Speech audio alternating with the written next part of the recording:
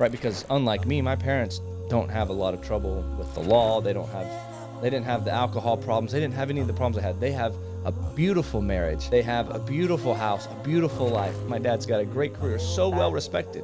So for him and in their lives, they got, what do they need to change what they're doing from a worldly perspective? So I wanted something that would be able to take them out of that comfort zone, thinking that what you have, maybe there's something that is still missing. So my book is this attempt to take people, and especially my parents, but to take the reader, the seeker, through a journey of what I went through in my own life. I wanted to find out, was it the Methodists that were correct, the Catholics that were correct, the Lutherans, right, the Orthodox? Who was the right denomination? Which was the right sect in Christianity? And then that led me to becoming a monotheistic Christian for 4 years.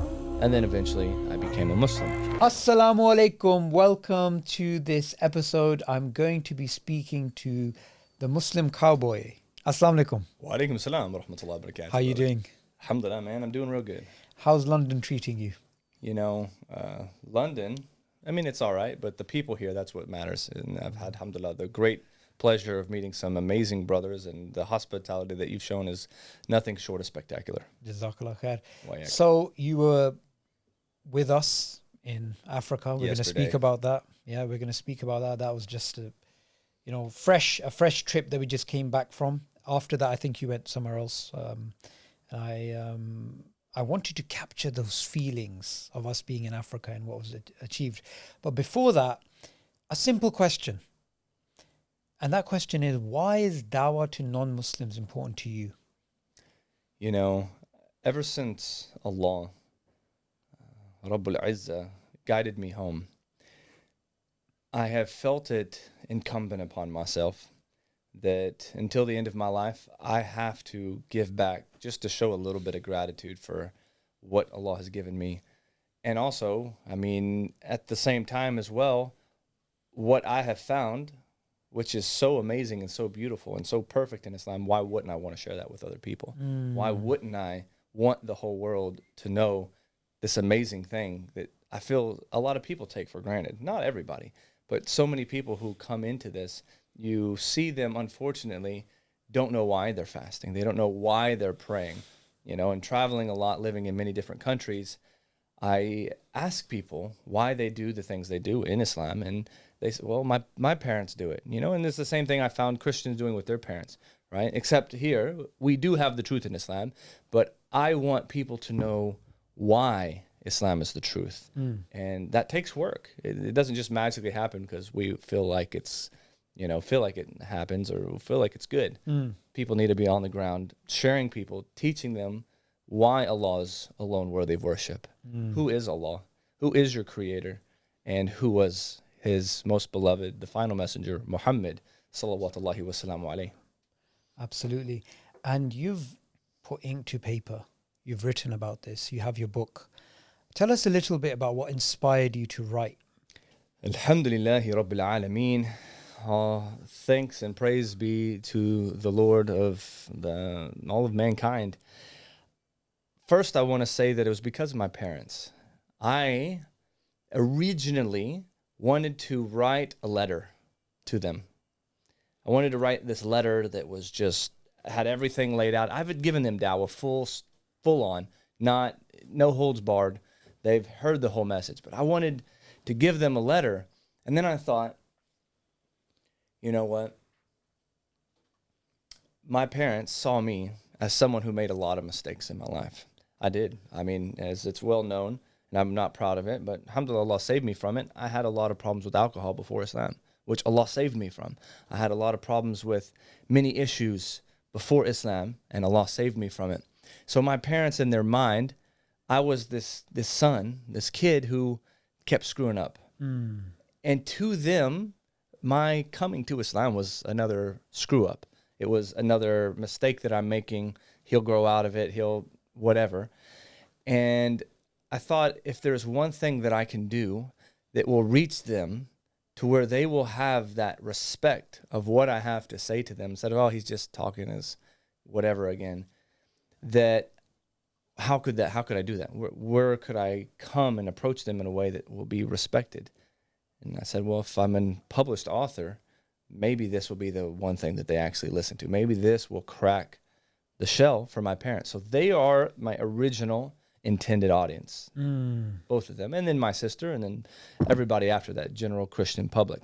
So my original desire was this prayer I had to Allah to use my book as a means to get them to finally see the same thing that I saw of the problems in Christianity, and that there is something that is better.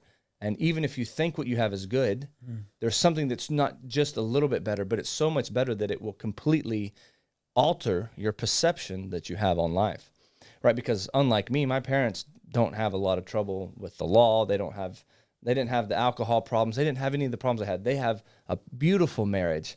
They have a beautiful house, a beautiful life. My dad's got a great career, so well respected. So for him and in their lives, they got, what do they need to change what they're doing from a worldly perspective? So I wanted something that would be able to take them out of that comfort zone, thinking that what you have, maybe there's something that is still missing, right? Maybe there is still a little bit more that you haven't attained yet. And is what you're upon something that you're willing to stand and be punished in eternity for? And do you even know what you have is? So my book is this attempt to take people, and especially my parents, but to take the reader, the seeker, through a journey of what I went through in my own life, going from what is the true denomination in Christianity, because that's how it started. I wanted to find out, was it the Methodists that were correct, the Catholics that correct, the Lutherans, right, the Orthodox? Who was the right denomination? Which was the right sect in Christianity? And then that led me to becoming a monotheistic Christian for 4 years, and then eventually I became a Muslim. And all of that's outlined in my book. So the link to the book I'll put in the comments for whoever wants to order it. Make sure you give a 5-star review. It's something we want to promote, inshallah. So you have obviously your story, and in the dawah, everyone uses their personal experience to customize the dawah, to make it more bespoke. So you traveled with us to Malawi, and we were out there in the villages. We were giving dawah in this beautiful country. Firstly, what did you expect when you traveled, and how was it different to what you saw? Well, I like to do an exercise before I go anywhere where I completely clear away any expectations that I have so that I'm not disappointed, right? And this also helps me to go into any situation not looking down on people and not looking at what they have as inferior. And that's just something I've done a lot for my whole life. So when I went in, I just tried to free my mind of anything that I thought. The only thing that was really different that I guess I never got out of my mind, I thought all of Africa was like, the Sahara, not just the Saharan desert, but like the savannah, maybe you might got a few sparse trees with a few lions under it, but I didn't know there was like jungles and waterfalls and, what we saw and experienced in Malawi.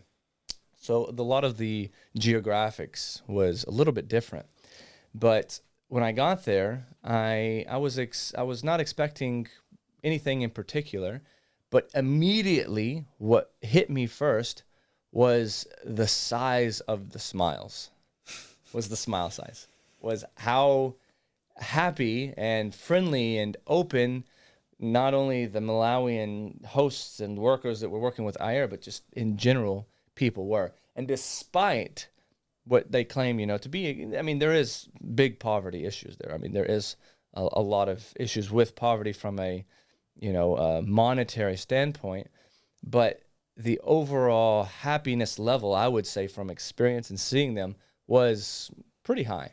And I saw a lot of, really goodness and softness in the people. Yeah. I think that's a beautiful way of summarizing it, because that's the same thing that everybody experiences when they go to Africa, especially East Africa. People are very happy, they're content, they have a welcoming nature. They sing for you when you enter, they sing for you when you leave. It's one of those memorable experiences. But also the dawah is very different. Because when you're speaking to people, they accept Islam very easily. It's not the case where they get into all sorts of theological debates. It's almost like an extension of something they already believe. They're already on that route. One thing that the scholars of the Seerah and in general mark about the Sahaba and why this was such a ripe place for Allah to send his final message, right? Allah could have sent it to the Greeks.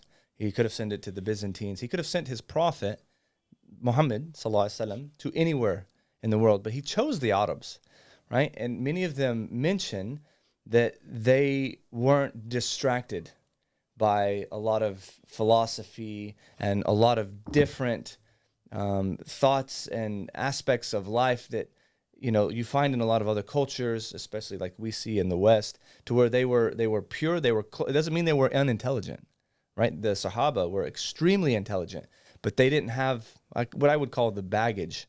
And so when Islam came to them, it was very close to their fitrah. And even though many of the pagans and the polytheists, you know, didn't accept Islam from the Quraysh until, you know, after the Fath al-Mecca, it was given to a people who didn't have this, you know, a lot of extra, you know, information to process and, you know, let's get into debates about this. Even those who didn't accept Islam, they still knew that it was the truth because it hit their fitrah. Yeah. They recognized that this it makes sense. This Quran that you're talking about, worshiping one God, it all made sense. And so in Malawi and in East Africa and just in general, people seem to be, from what I saw on the ground, closer to that fitrah. And they didn't have a lot of the distractions and the baggage into, oh, well, what about this? And they also didn't have a lot of the niceties in life that you have from people in the West who they have everything and they think, why do I want this? How is this going to help me make more money? I want to get this new car. I want to do all these things. A lot of people, unfortunately, I feel like they get stuck in being too comfortable. And so in Malawi, you have a people who, whenever I asked them, and I thought this was really interesting, I asked some of them, why do you believe in God? Okay, so that was the question. Why do you believe in God? And because, you know, we're there to teach about Islam, right? But I just want to know, why do you believe in Mulungu Mozi, right? The one God, as they said. And they didn't give me an answer, but they replied back with a question. They looked around, and then the translator translated for us. They looked around, they did this, and they said, how can we not believe in God? Right? Because for them, without having these concrete jungles and everything, they're there seeing how Allah growing things, how all of the signs of how miraculous life is, and living in nature as they were, they see it. They get to feel the experience of this is there's no way that any of this happens, any of this exists without a creator. So their answer was like, how could we not believe in a God? And so I feel like people who, they're not lying to themselves. They're an honest people. They're very true and sincere, I found. People like that, it's easy to give the message that already was made for them. Does that make sense? Absolutely. And it also goes a long way in explaining why the numbers are so high in terms of shahadas. Because when you are giving dawah in the West, you're dealing with an individualistic society, a materialistic society, atheistic, secular, agnostic, people who are going to be questioning religion and taking skepticism to the extreme. So the number of shahadas are very low. But when you go to these villages, they have a chief structure. They have people becoming Muslim in large numbers, as we saw hundreds taking shahada. And also, because they are naturally close to their fitrah, they haven't been corrupted by all these outside influences. And then added to it their general demeanor of smiling and welcoming foreigners, it leads to a culture where it's so easy for people to accept Islam. Now, I wanted to ask you about a concern, right? A concern that we as IERA, because our mission is Islam in every house, right? Absolutely. We have always had this concern for the new Muslims, because the shahada numbers, as we know, in Africa now are in the thousands per month. as an outsider, as somebody who joined the team, and inshallah you're going to be with us for a long time, as somebody who joined, what did you expect when it came to the New Muslim program, and what did you see? So before I came, I looked up, read a little bit about what was posted in the groups, but I didn't really know what was going to happen for the New Muslim program. So personally, I was concerned that there was very little, New Muslim follow-up. I expected maybe you guys, they'll teach them Fatiha, and, they'll maybe give them some prayer rugs and, sit around and just, tell them, go to the mosque, here's the nearest mosque, or whatever the issue was. I didn't really know too much about what y'all did, and I didn't expect much either.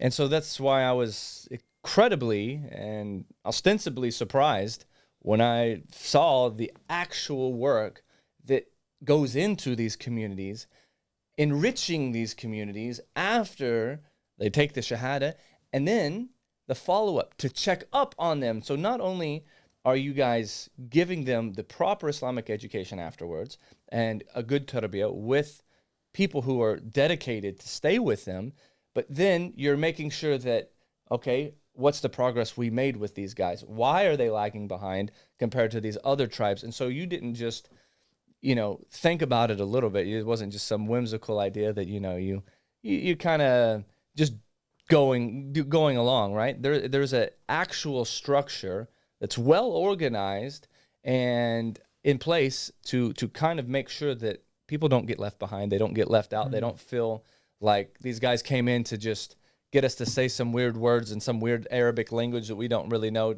for the camera, and then they left us, right?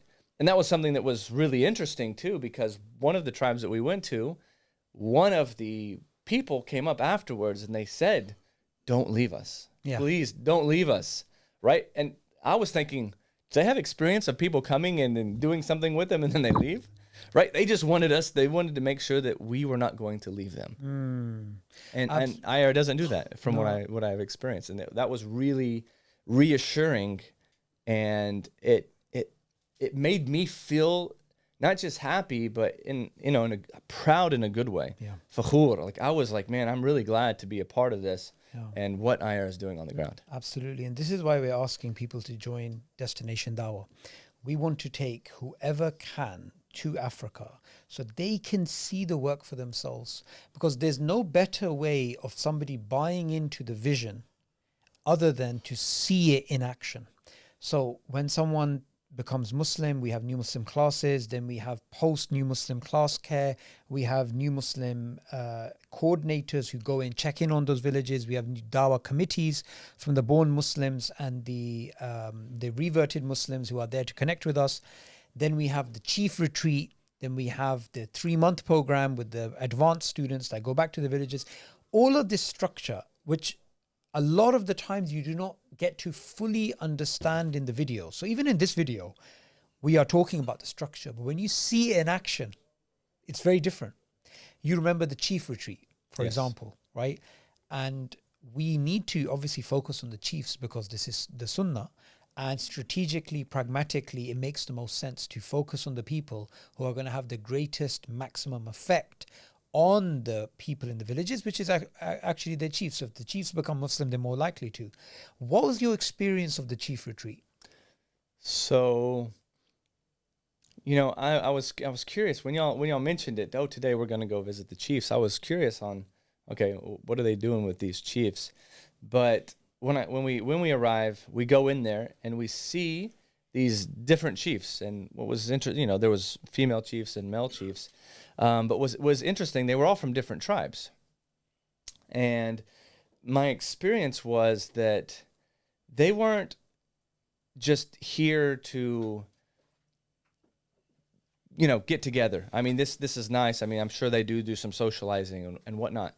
But I saw an empowerment to the extent that I was confident that whenever these guys, and I didn't know how much longer they had in their chief retreat, how long they had been there, but what I saw at that moment, when I questioned them, and when I saw them talking and answering other questions, I was confident that by the time they go back to their tribes, they're going to be stable and secure enough to weather the storm of trials to come, whether that be other Christian missionaries and groups coming against them, whether they have pushback from tribes people who haven't become Muslim yet.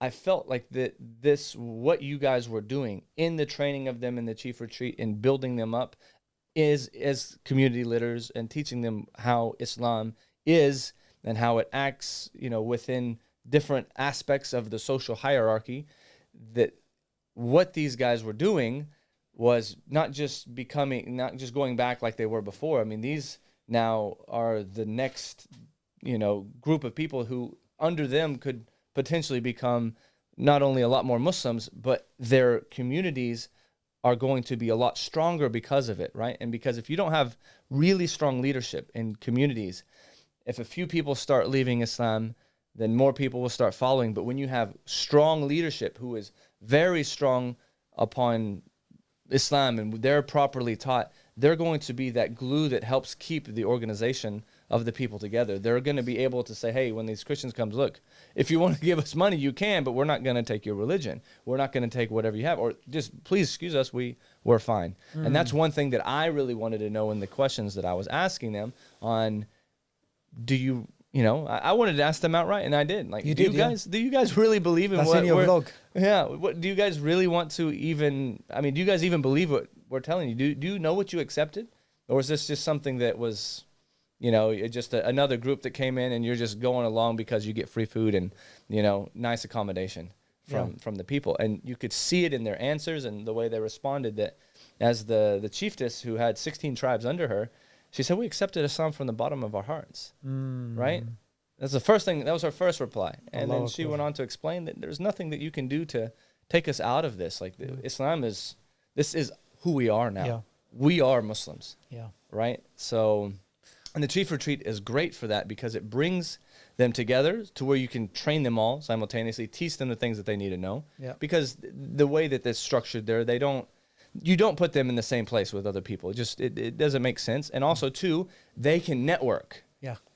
When they network now, that can help make other tribes stronger. And they say, okay, well, there's another tribe that hasn't got the message yet. Maybe they can help with us getting into other tribes that we haven't got into yet. And so that network helps to soften things on the ground for more expansion and whatnot, etc. And if you remember that there was a Christian man who was there whose father was a Muslim chief, and then you pushed the Christian, why are you still a Christian? Why aren't you Muslim? Give us a little bit of insight in what was going on in your mind, and then obviously what happened. So I like looking at people. I like looking at people, reading their body language. And you don't have to move or adjust because I'm reading your body language too. But I'm just kidding. The tone when we came in was, okay, who are these guys? A lot of us coming in, and especially me coming in the way I am, I felt, okay, there's first an apprehension, okay? And even amongst the chiefs who are now Muslim, after talking to them, they're answering questions, going back down. You see everybody relaxing. And at one point in the talk, one of the chiefs who had converted had his son who was still a Christian there. And I was watching him the whole time because when they asked, are you a Muslim? And he's like, no, he's not. So we continued our questions, and I kept observing him and watching him as we were answering. And so when I was asking those questions to the chiefs, of one of them, the first question I asked is, do you guys really know what you're talking about? Because the Christians will my first question was, Christians give the claim to me on my social media. They say, oh, you guys are only getting shahadas because they don't know what they're actually doing. Yeah. They don't know what they're saying. And then the gentleman, one of the brothers, chiefs, responded that, no, these guys are foolish in their head. They don't know what they're talking about, and they don't know who the Prophet Muhammad is, sallallahu alaihi wasallam. And then the second question was directed towards the sister of, what are you guys going to do when Christians come in and they come with their money and they come with other stuff? Are you guys properly prepared to deal with them? And what would you even say in those situations? And that's when the sister, who was a chiefess over 16 tribes, said what she said about, we've accepted Islam from the bottom of our hearts. after she finished speaking, I went and started looking at that kid again. You know, a kid, and I mean, he's probably in his early 20s and whatnot. And his body language completely changed. He completely, like I could see that he, listening to their answers, saw how confident they had become to speak about Islam. Because you can be a new Muslim and accept it, right? But maybe when you're pressed by your non-Muslim family, you're hesitant, especially if they bring up issues that might be kind of hard to deal with, right? And we don't have to get into those, misconceptions or issues, but it might be kind of uncomfortable, or they're like, I don't know, they don't know how to answer some questions, and you might see some of that hesitation and lack of confidence. But the confidence that was exuded by these chiefs was so much that I saw him being affected by, wow, these guys have, like, this is something serious. Like, they're all on the same page. This Islam is something special. So that's why I was like, you know what? I asked the translator, can you ask him, why are you, like, you're not a Muslim, right? No, I'm not. Is there anything holding you back from accepting Islam today? Right? And I wanted to know, like, okay, is there anything that you still want to hold on to what you believe, or is everything that they said you're in agreement with? And, to me, it's one of the straightest questions to the answer, without getting into long conversation and asking this and whatever, do you believe in this? Is there anything holding you back from being on the same page as these guys? And he said no. And, the rest is history. So for me, there could also be something really valuable to learn in recognizing how people are affected by attitude, by confidence, body language, and sometimes just asking simple questions, right? And so to me, this was a great example of paying attention to people who sometimes you might not pay attention to, right? Don't discount anyone. And that wasn't the only thing that even happened that day. He wasn't the only one who gave Shahada among the chief's retreat. There was another son of another chief who the whole time, he was the opposite. I saw that guy was relaxing, so I wanted to ask that. Another son, he wasn't brought up the whole time. He wasn't asked anything. He kept getting sadder. And he even started having like tears in his eyes. And I was like, man, his face was sad. He had a frown on his face. So I told one of the guys who was working with us, I said, man, can you go ask him why he's so sad? Like, because I didn't know if he was a Muslim or not. I was like, can you ask him why he's so sad? And so as we broke up, like, and we're finishing and we're about to get up and go, he walked off to go ask the brother. I said, you just check on him, make sure he's okay. He checked on the brother and he came back. He said he's sad because he wants to accept Islam and no one has asked him to accept Islam yet. And so sometimes people they need to feel like they're cared about. And when you're in Malawi and we're giving this dawah, and I see what IERA is doing, not only are we giving the message, but we're making people feel like they're cared about. That's what's great about the aftercare. That's what's great about the time that is spent on the ground with them. That's what's great about the Chief Retreat and all the other programs, is because it's not just coming in and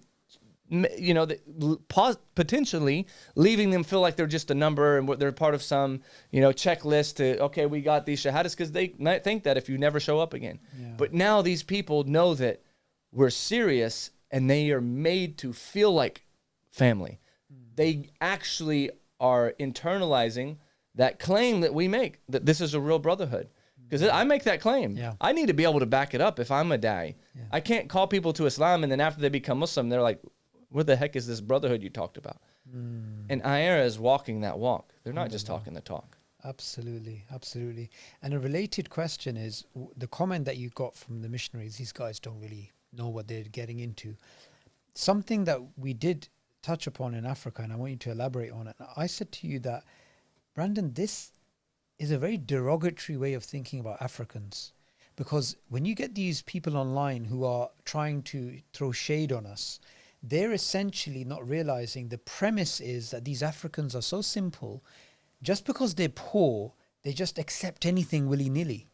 How do you respond to that type of contention? Well, first I would want to ask, who are you who's asking this question? Okay, who are these people, these Christians who are online asking these questions? And I find a lot of these claims are coming from Christian missionary, Christian evangelism accounts. And if you're a Christian and you want to evangelize people, you're wanting them to come to what you're upon. Okay, so if I'm going to invite somebody to Islam, I'm talking to you and I want to invite you to my house, I'm not going to put you down or insult you in any way and tell you, hey, fatty, come eat with me at my house. You know, very rarely, I don't know if that's how you banter in the UK, but in the US, them's fighting words, right? You don't insult somebody and then invite them at the same time. And so what in essence they're doing by saying, oh, they're just accepting it because they don't know what they're getting into or they're doing it for the money, you're essentially saying that these people are not intelligent, that they're less than. You're insulting them, and they're, you know, who they are as a people, thinking that they'll accept anything. So if that's the case, then when you're calling them to Christianity, they would actually be accepting Christianity because they're just as stupid as well, right? Mm-hmm. So, you know, then at this point, I mean, what are you really doing if they're just, you know, if it's kind of like calling dogs, right? Inviting dogs to Islam and they just come and eat from your hand. You're not really doing much, you know. It doesn't really say much, and it's very hypocritical, and I mean it's kind of ironic. The argument defeats itself. Yeah, it does. And I just wanted to add, fundamentally, it's a colonial, racist way of looking at Africans. Just because they're poor does not mean that they are unintelligent or they're not introspective. They're very intelligent people. I mean, sometimes the people who are out there in nature probably understand human nature and themselves and the way that they should be living in accordance to their creator better than city dwellers who may have PhDs, and people don't realize this. These people are very intelligent, and in fact they will question and they will challenge too. We saw that ourselves. We did. Yeah, I mean, and a lot of people think that when we give these tribe dawah to the entire tribe, that everybody stands up at the same time, and so everybody's accepting it. Well, it's actually a lot of times it's 80%. 20% of the people still are sitting down. Even with the chiefs, some chiefs stand, some don't. Yeah, some of them don't accept it all. So this is not an issue where we just have everybody stand up for the camera photo shoot. Yeah, it's great. It's great for building morale when you do see all that. But it's not like anyone, one, is being forced to do it, and two, everyone's doing it because it's a tribe herd mentality thing. Everybody stands up who truly believes in it, right? Mm. If you're standing up, you know that this is a choice that you're making, that this is gonna, you know, have ramifications. It's gonna have consequences. You're not just walking into this new thing that, you know, it's like picking a flavor of ice cream. They understand what it means to accept this, and I saw that even before we came and we explained things. I mean, they're getting people coming to them, telling them, preparing them, making them explain and understand what Islam is, to when we make that final invitation, who is ready to accept this? Do you understand what you're accepting? And they understand what they're accepting, right? And you question them afterwards. And I made sure to question them, to ask them. And everybody that I saw and asked, it was very clear that they understood the message of Islam, which is a simple message anyway. Yeah. I mean, it's not difficult to worship and know that there's only one God, right? He is alone worthy of worship. He has sent prophets. The final prophet is the Prophet Muhammad, peace be upon them all. That he has sent books. The one book that we have today to have to follow is the Quran. That we have a hereafter that we are going to, you know, be accounted for. And that God is the decreer and everything. He knows ahead of time, and he has decreed everything, and also the angels as well. And this is easy. It's people understand this. There's no hoops that you have to jump through and backflips to do, and that resonates with people. But it doesn't mean that it's something they walk into blindly. Yeah. It's something they do think about. And the other thing to keep in mind is that we're giving dawah in places where people already are familiar with Islam. They have Muslim relatives, Muslim friends, in some case Muslim ancestors. We go to mixed villages where the Muslims celebrate the shahadas, the born Muslims, compared to, you know, the people who are accepting Islam. Like you said, some people do not accept Islam. Now, before we get into the large numbers of people becoming Muslim, I want to take you back to a particular issue which you'll recall an incident where everybody stopped at the side of the road. We got some pineapples and everyone's talking. Some people started giving dawah and shahada started taking place. And then we got back on the bus and then I gave a little reminder to the brothers and I said, brothers, I know this sounds very strange, but I don't want you to be giving dawah in random places. There's a reason why we give dawah in villages, because here in Africa, people are so close to their fitrah, you can literally get a shahada at the side of the road. However, we have to choose the opportunities selectively. There's an opportunity cost of giving dawah at the side of the road compared to giving dawah in the village, because when we give dawah in the village, we can take account of those new Muslims. We know where they are. And in these different areas that we are, if we do drive-by dawah, right, or anything like that, then we are not going to be able to follow up with these new Muslims. What was your initial thoughts when I said this on the bus? Oh, no, I agreed with you completely. I understand how some people might think, oh, you can't discount any chance for dawah, and it doesn't mean you do. But from a logistics point of view and an operational point of view, it makes sense. And you have to, when you're working, right, in any organization, right, and because Muslims need to be organized, just because we're in an organization doesn't mean, that that there's some sort of negativity to it. But we need, as Muslims, to be organized. And when you're doing any type of work for the sake of Allah, we want to maximize its impact. If I'm doing any kind of good deed, and dawah is one of the best of good deeds, you want to maximize its impact, and you want to maximize the quality of that shahada. And if you're going and doing drive-by shahadas where you give people shahadas and you leave them, they don't have anyone to talk to. Maybe they might have a Muslim somewhere, but he doesn't have that much knowledge, and he's giving them the right answers and the wrong answers sometimes, etc., etc. And there's no follow-up, there's no community structure, there's no structure to be built upon.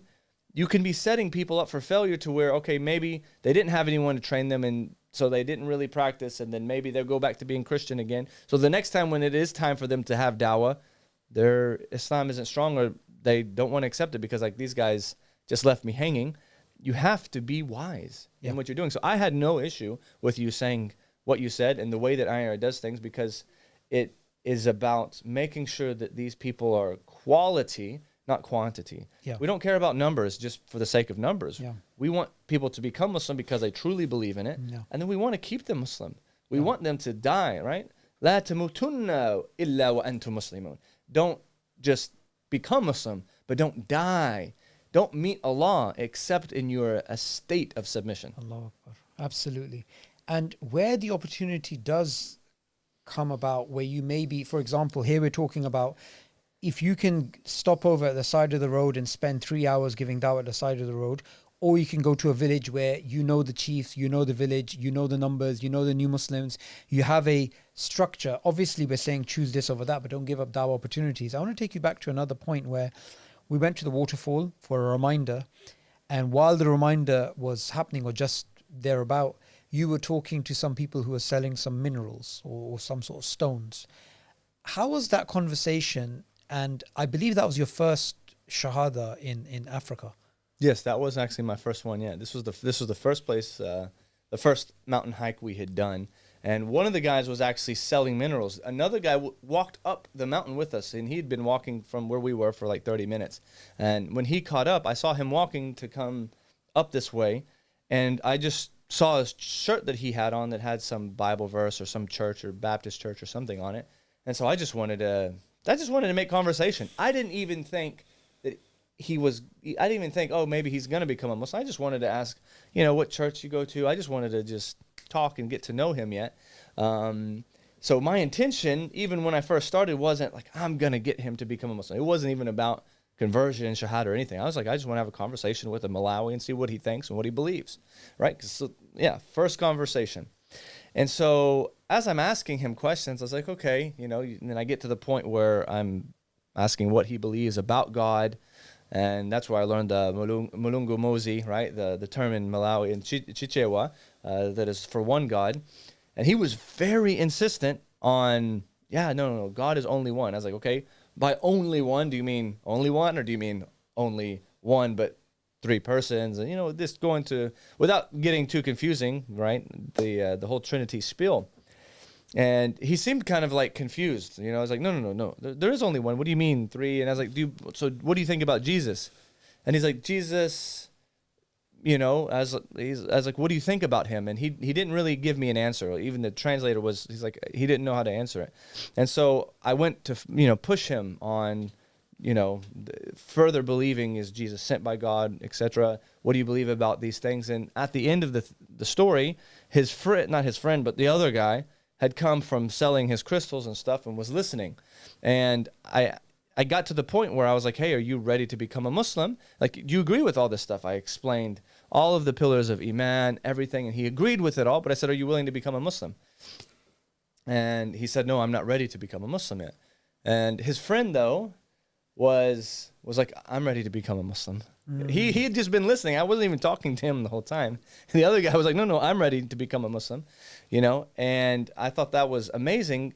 And I was ready to start talking to him. But something came across my head, and I was like, okay, well, what is holding you back? And then he said, it's because of pork, right? And we're like, that's it? Like, you know, it's just pork. And, you know, there's beef is better than pork. Pork doesn't taste that good. Then asked, you know, what they always, I love the way that they give dawah. Like, you know, what did Jesus do? Like what they asked the fa-na-na-na, right? This famous song to follow, to be like Jesus. What does Jesus actually teach and preach? What is the laws that Jesus came with? It's no different than the laws that were given to Moses, that pork is forbidden. And he recognized that. And so it's, you know, after it making sense, I asked him again, and I was like, look, you know, you don't have anything that's holding you back, and you know, you know that pork is haram. Like, let's do this. Your buddy wants to do it as well. And yeah, alhamdulillah, they both became shahada, and you know, we put that video out as well. And so every conversation is a potential dawah opportunity. And dawah, that the way that I see it, it's a mindset, right? And so you can switch it on anytime. Yeah, anywhere you go, you can make any conversation about the weather, about the coffee that you're drinking, anything. You can switch it on and take it and bring it back to Allah. Right? And that's about having your eyes fixed on the prize, which is Allah and His pleasure. And when you have it focused on Him, all things lead to Allah. He is the creator of everything. And so people recognize that, and you can make any opportunity to dawah. Whether they accept it or not, that's none of our business. Absolutely. But it really is nice when you go to a place and people are just so connected to their innate nature that they know that, you know, these truths. So that way, when you bring it to them, it's so nice to just see people not being stubborn and hard-headed, and you know, they accept it, you know, so easily. MashaAllah. So my second last question, as we're coming to a close, is about the second way we give dawah. The first one is when we're out there in the villages for a couple of days calling to Islam. They take shahada, then we start the new Muslim classes. The secondary mechanism we've applied to increase shahadas is the dawah during the new Muslim classes. Because what we realized is in the village, everybody is related to each other. Yeah. So when your relative is sitting in the new Muslim class because they took their shahada, then their friend or their cousin or their uncle or their auntie will sit there. And they'll sit there sometimes for weeks. So we've come across Christians that have learnt Fatiha, right? Wow. We've come across this, right? So you saw this yourself, that people are attending new Muslim classes and then they take the shahada during the classes. Is this something that you think was, let's just say, would you say that this is the fruits of actually focusing on new Muslims? That when you start focusing on new Muslims, one of the organic things that starts to happen is that their friends and family become Muslim as well? Absolutely. No, I mean, it's natural that when you give an emphasis to people as people and recognize and make them feel that value, you're going to get barakah from that. And what's beautiful about the tribal system that they have there, and everyone being connected, their family structure being very strong, is that they're going to be curious about what their family members are doing, even if they're not part of it. And so, yeah, and it's open. Anyone can go and they can sit there and listen. And when they sit there and listen, maybe some of the stuff that they were listening to that they weren't paying attention to, maybe now they're paying attention to. or just maybe over time, sometimes people take a little bit more time to rinse off, some of the false beliefs and the bad baggage that they have left behind, and it takes them time. And so that's what's, I think, really beautiful about spending the amount of time that you guys do on those new Muslims, is because now this leaves open an opportunity for people to just come of their own will and to sit there and, why didn't I accept this before? What took me so long?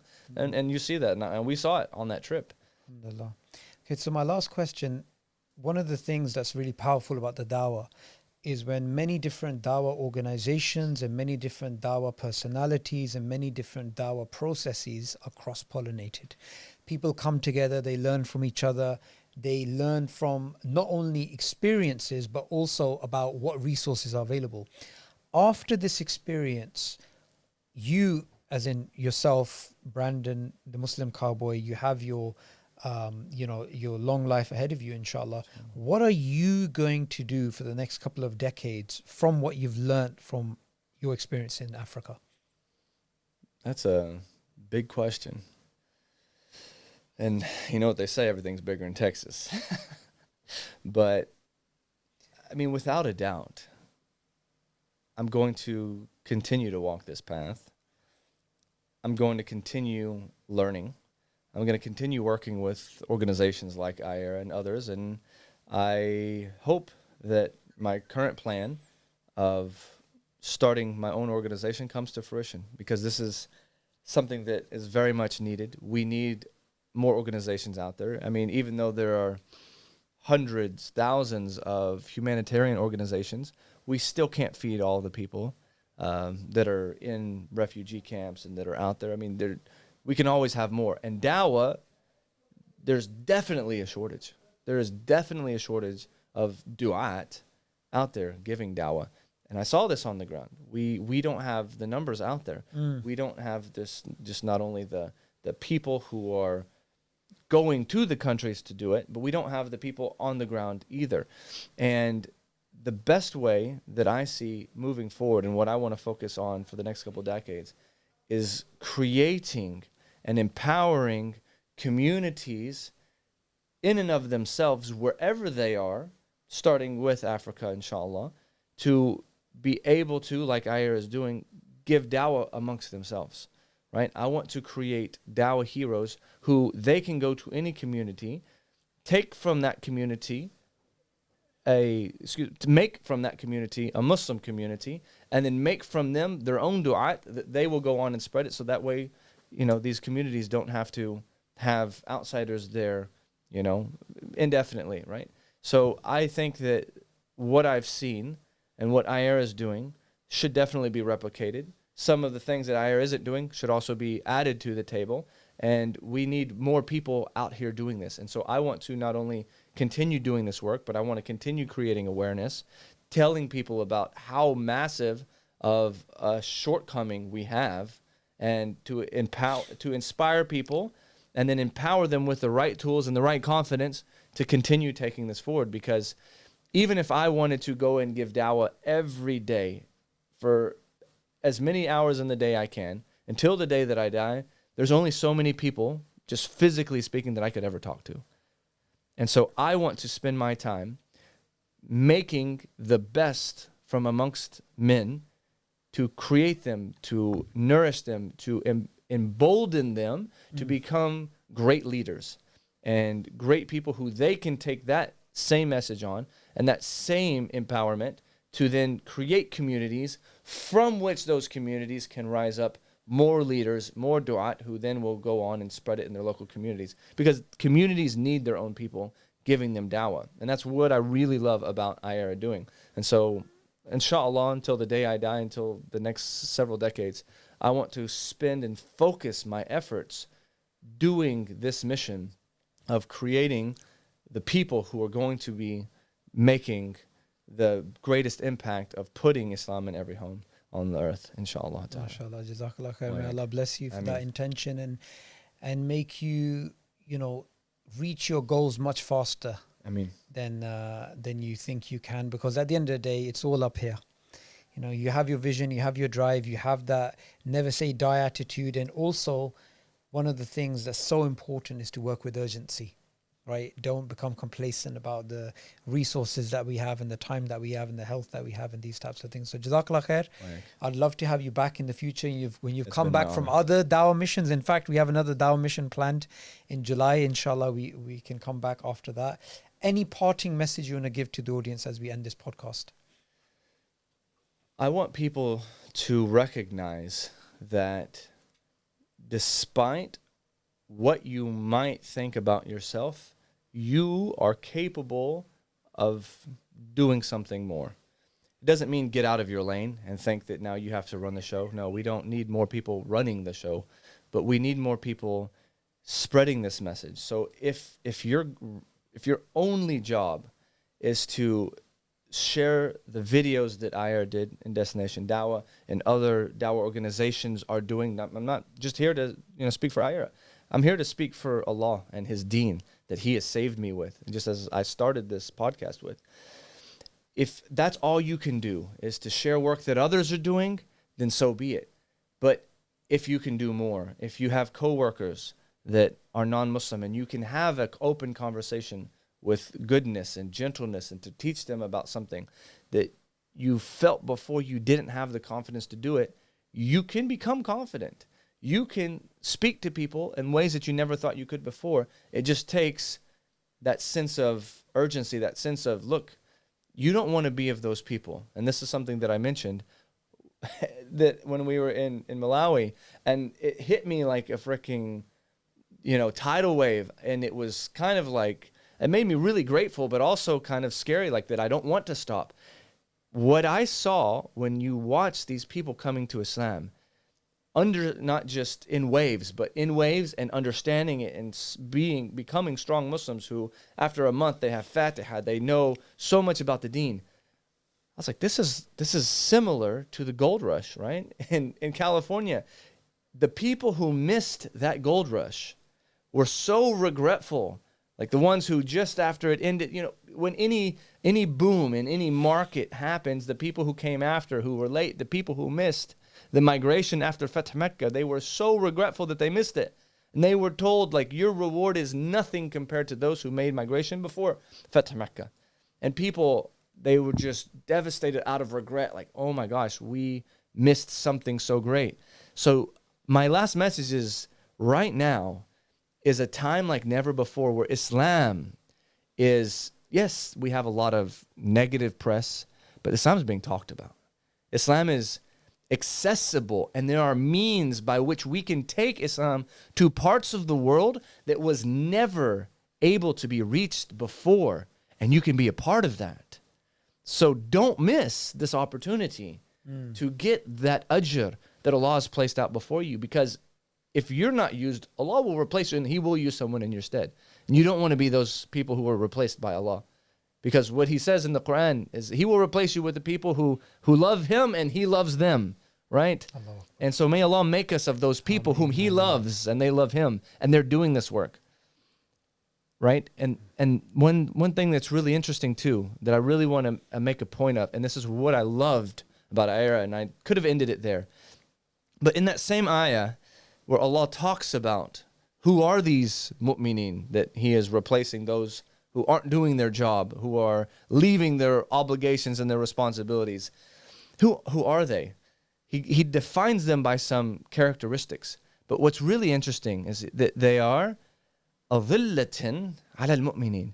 They're very humble and easygoing with other believers, right? They're not really nice. I mean, it doesn't mean by any means that you should be harsh or mean or insulting or harming unjustly non-Muslims. But they are stern and that they are honorable, and they keep non-Muslims at a hand's length, but they're soft with the Muslims. And they don't fear the blame of the blamer. And so I want us to recognize that in dawah and in life, we have people that we might disagree with on some things. We see this, that we disagree. But when you're calling to Allah, Allah doesn't say, Ud'u ila sabili ta'atik, or He doesn't say, Ud'u ila sabili firqatik, right? He says, Ud'u ila sabili rabbuk, right? Call to the way of your Lord. With what? With hikmah wa maw'idatul hasana, with wisdom and a good calling. And so that quality of the believers is that we are innamal mu'minuna ikhwa. We are brothers, and we need to act like brothers. And if you're constantly fighting and you're constantly giving each other within normative Islam a hard time, then we're not going to get anything accomplished. And that's what we've seen. So much stuff doesn't get accomplished. Islamic history is full of it. And when I traveled and I saw the ability for brothers to work together, even despite some differences, that really inspired me. And I think we should really push this as well to kind of highlight that. And I don't think that's highlighted enough, because any good mission can really be undone by people dividing. Absolutely. Right? And it has destroyed armies in the past. And we were talking about this, like a lot of losses of Muslims in throughout our history has become part or main part due to our divisions. Absolutely. So focus on what's most important, right? Because at the end of the day, you know, I say this a lot on my channel, like I hope to see all of my brothers and sisters in Jannah. You're all invited to a barbecue at my place if we make it, inshallah. But really, like, I don't want to have anything in my heart towards any Muslim brother or sister, despite our agreements. And let's focus on what's really important. And I like how IERA does that. So jazakallah khair. And if you brothers and sisters want to sign up, please do go to IERA. You can go sign up for the next destination Dawah. You know, inshallah, you have to apply. But if you're really cut out for it, and it's not easy, you know, not everyone is made for it. But it's if you do, and Allah calls you, because it's a calling from Allah, then it's one of the best experiences that you can ever have in your entire life, and there's nothing else like it. Absolutely. On that insightful note, we will end.